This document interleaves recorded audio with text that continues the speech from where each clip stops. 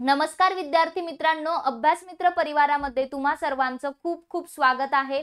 आज जी गटक पूर्व परीक्षा झालेली आहे, या पूर्व परीक्षेतील विज्ञान या विषयावर जे 20 प्रश्न आले होते त्याचे आपण एक प्रोबॅबिलिटी वाले प्रोबॅबल आन्सर्स काय आहेत, संभाव्य उत्तर आपण इथे बघणार आहोत आणि थोडंसं त्याचं एक्सप्लेनेशन सुद्धा घेऊया। ठीक आहे, तर नक्कीच विज्ञान जे आहे ते ॲज युजुअल सगळ्यांना टफ वाटतं, पण यावेळी मी म्हणेल की बरेचसे प्रश्न रिपीटेटिव्हली म्हणजे आले होते। या आधीचे पीवायक्यू रिपीट झालेले आहेत आणि बरेचसे प्रश्न असे होते की म्हणजे पुस्तकातून पण तुम्ही उत्तर काढू शकत होता, कारण या आधीचा असं बऱ्याच वेळा आपण बऱ्यापैकी पाहिलंय की काहीतरी वेगळंच येतं की जे पुस्तकात पण सापडत नाही। पण यावेळचा पेपर विज्ञानाच्या बाबतीत पण होता की तुम्ही उत्तर म्हणजे पुस्तकाच्या बेसवरती पण बऱ्यापैकी टिक करू शकत होतात। ठीक आहे, तर इथे जे क्वेश्चन्स दिलेले त्यामध्ये पहिला प्रश्न आहे या सेटमध्ये, मानवाला आवाजाच्या 20 ते 20,000 हर्ट्झ इतक्याच वारंवारतेचा ध्वनी ऐकू येतो। मी ध्वनी या टॉपिक वरती नेहमीच म्हणत असते शिकवताना की हा टॉपिक अत्यंत इम्पॉर्टंट आहे, क्वेश्चन येतो पीवायक्यू मध्ये खूप वेळा झाले आपलं हे।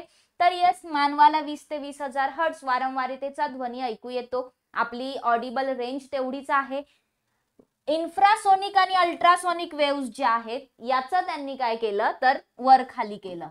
ठीक आहे, याचं वर खाली केलं की अल्ट्रासोनिक वेव्सची वारंवारता 20,000 हर्ट्झ पेक्षा जास्त असते आणि इन्फ्रासोनिकची काय असते 20 हर्ट्झ पेक्षा कमी असते, त्यामुळे हे दोन्ही चुकीचे होते। ठीक आहे, आणि मग उरलं ध्वनी लहरी घन पदार्थातून प्रवास करू शकत नाही, तर ध्वनी लहरी या प्रवास करू शकतात, मग ते स्थायू असू द्या, सॉलिड्स असू द्या, लिक्विड असू द्या, गॅस असू द्या, स्थायू द्रव वायू। उलट ध्वनीला प्रवास करण्यासाठी माध्यम पाहिजे असतं, मीडियम पाहिजे असतं, व्हॅक्यूम असेल, निर्वात असेल तर त्यात ध्वनी लहरी प्रवास करू शकत नाही। स्थायू मध्ये तर सगळ्यात वेगवान असतात ध्वनी लहरी, राईट। सो त्यामुळे डी सुद्धा चुकीचा, आणि जर डी चुकीचा म्हटलं ना तरी तुमचं उत्तर जे ते एलिमिनेट करून तुम्ही ऑप्शन नंबर 4 फक्त ए बरोबर आहे हे टिक करू शकत होता।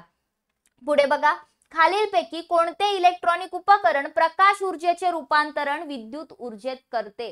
सोपा प्रश्न होता, ऑप्शन वरून उत्तर यायला पाहिजे होतं। हा, या फोटो मध्ये काहींना कन्फ्युजन झालं असेल तर फोटो डायोड काय करतं, फोटो डायोड हे विद्युत ऊर्जा जी आहे तिचं रूपांतर प्रकाश ऊर्जेत करतं। ठीक आहे, किंवा उष्णता ऊर्जेत करतं।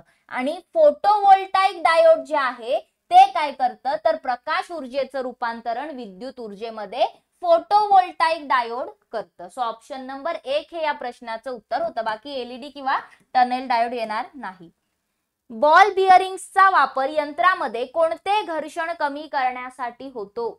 बघा, मगाशी जेव्हा आपण आन्सर की दिली तेव्हा त्यामध्ये मी तुम्हाला याचं उत्तर लोटन घर्षण किंवा रोलिंग फ्रिक्शन सांगितलं, पण मी जेव्हा एक्सप्लेनेशन प्रिपेअर करत होते तेव्हा माझ्या लक्षात आलं की हा जो क्वेश्चन होता तो कोणते घर्षण कमी करण्यासाठी होतो असा प्रश्न विचारलेला होता।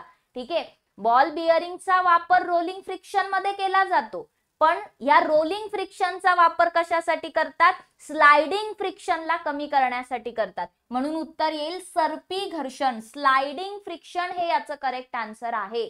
ठीक आहे, प्रश्नामध्ये हे नव्हतं विचारलं की बॉल बिअरिंग कोणत्या घर्षणात असतं, बॉल बिअरिंग रोलिंग फ्रिक्शन मध्ये असतं, मात्र त्या रोलिंग फ्रिक्शनचा उपयोग किंवा बॉल बिअरिंगचा उपयोग सिंपल जी बॅग असते आपली व्हील वाली बॅग, ठीक आहे, किंवा आपली व्हीलचेअर बघतो आपण ज्याला चाकं असतात, ती चाकं का वापरली जातात तर ते स्लाइडिंग फ्रिक्शन कमी करण्यासाठी ती चाकं वापरलेली असतात।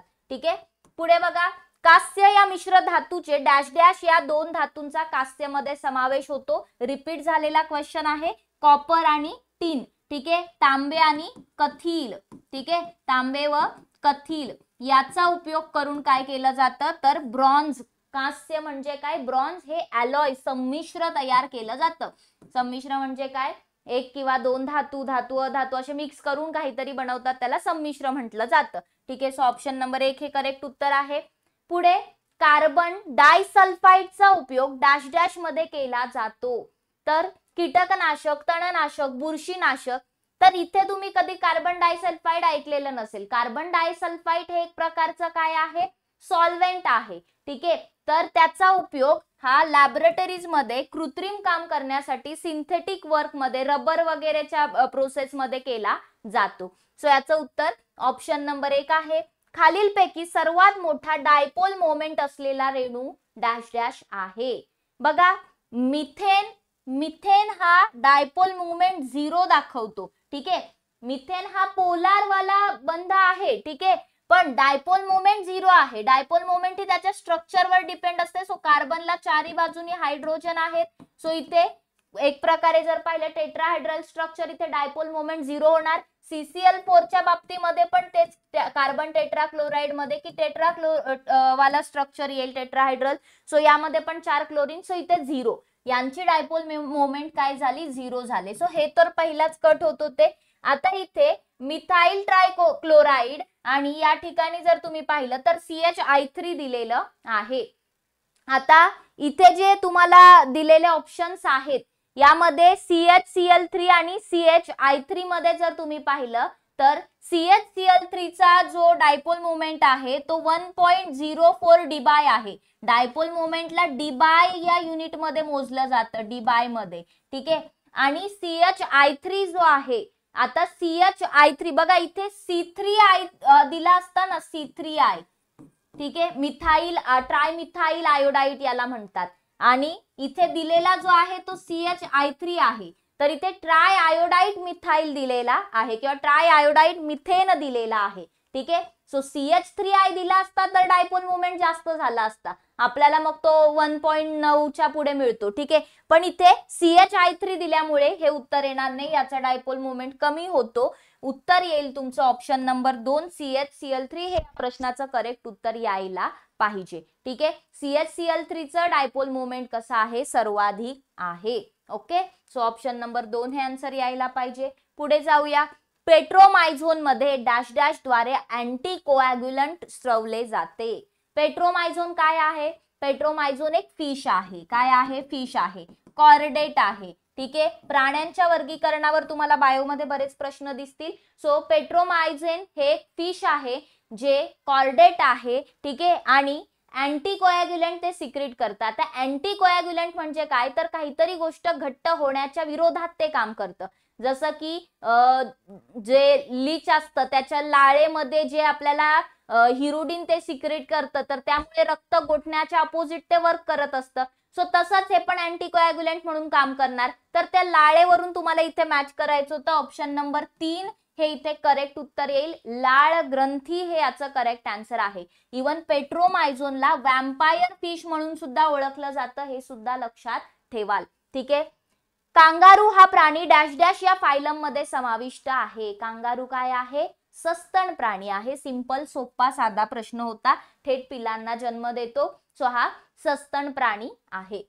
पुढे बघा, खाली नमूद केलेले प्राणी आणि त्यांच्या ऑर्डर प्रमाणे जोड्या लावायच्या आहेत.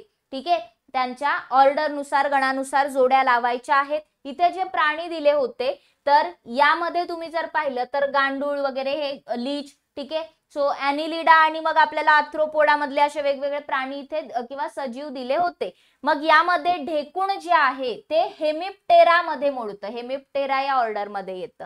भारतीय गांडूळ इंडियन अर्थवॉर्म जे आहे ते ओपिस्टोपोरा आणि भारतीय गायीचा वृतकर्ण म्हणजे बेसिकली लीच म्हणायचे त्यांना, हे गनाथोब्लेलिडा मध्ये येतं आणि मधमाशी हायमेनेप्टेरा मध्ये येते. सो याचं उत्तर काय होतं? ड च 1 आणि ड च 1 माहिती असतं तर तुमचं उत्तर ऑप्शन नंबर 4 इथे करेक्ट आलं असतं. ठीक आहे, बघा अगेन हा पण प्रश्न तुम्हाला प्राण्यांच्या वर्गीकरणावरच आहे. पुढचा प्रश्न, भुईमुगावरील टिक्का रोग कोणामुळे होतो? रिपीट झालेला क्वेश्चन आहे. ठीक आहे, आपल्याला हा प्रश्न विचारला गेला होता रोगांवरती गट ब मध्ये सुद्धा. सो हेच इथे परत रिपीट दिले त्यांनी. तर सर्कोस्पोरा हे याचं करेक्ट आन्सर होतं. सर्कोस्पोरा पर्सोनॅटम हे याचं करेक्ट आन्सर आहे. सो इथे भुईमुगावरचा टिक्का रोग आपण पाहिला. ऑप्शन नंबर 2 उत्तर येईल. तर अशा प्रकारे जे सायन्सचे क्वेश्चन होते आणि फिजिक्स, केमिस्ट्री, बायोचे ते आपण कंप्लीट केलेले आहेत. आय होप तुम्हाला हे छोटंसं एक्सप्लेनेशन पण याची उत्तरं समजली असतील. ठीक आहे, तर आयोगाचे आन्सर की येईल तेव्हा आपण बाकी बघूच काय चेंज झालं का. तर तोपर्यंत तरी तुमचं स्कोर तुम्हाला एक अंदाजित काढता येईल. ठीक आहे, या व्यतिरिक्त उद्या तुम्हाला समजेलच की आपल्या बॅचेस मधून किती प्रश्न आले होते कोणत्या विषयाचे, नक्की फायदा होतो की नाही बॅचेसचा, आणि मग ते बघून तुम्ही नंतर बॅचेसही घेऊ शकता. आपल्याकडे राज्यसेवा पूर्व परीक्षेची विजयश्री बॅच आहे. या व्यतिरिक्त आपल्याकडे राज्यसेवा पूर्व मुख्यसाठी फाउंडेशन बॅच आहे, ठीक आहे. तर ह्या बॅचेस तुम्हाला ऍप्लिकेशनवर मिळतील. तसंच फाउंडेशन बॅच 3.0 आपण 5 जूनला सुरू करतोय. राज्यसेवेची सुद्धा नवीन बॅच आपण सुरू करतोय 7 जूनला, ठीक आहे, डिस्क्रिप्टिव्ह पॅटर्न नुसार. तर या व्यतिरिक्त गट ब मुख्य परीक्षेसाठी यशस्वी बॅच आहे. गटक मुख्य परीक्षेसाठी सुद्धा आपण नवीन बॅच उद्यापासून सुरू करू.